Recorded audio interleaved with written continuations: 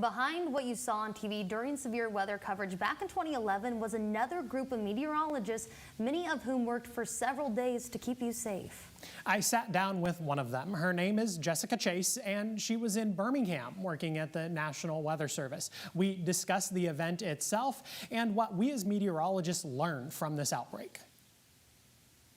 We live in the Tennessee Valley. This area of North Alabama and southern Middle Tennessee is one of the most active severe weather markets in the country.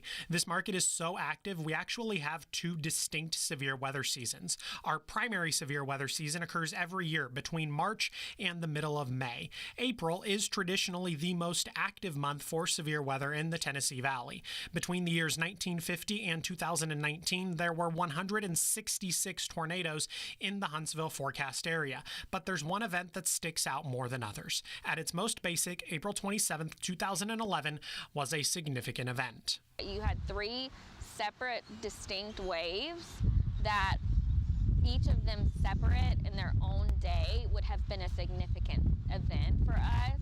So the fact that we had three fairly significant events all on the same day, and we were able to recover, we were able to destabilize, everything came together so textbook.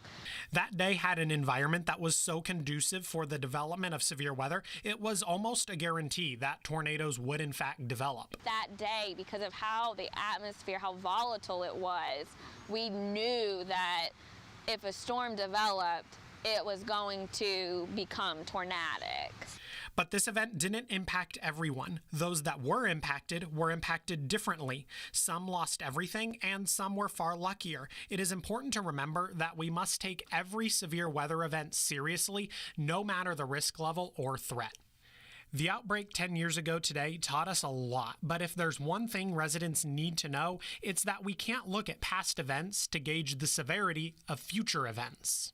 Don't look at previous events as your marker for whether you should take warning seriously. Every tornado is a threat to life and property, so if a warning is issued, take action, seek shelter, and make sure that you have that, the ability to get those warnings.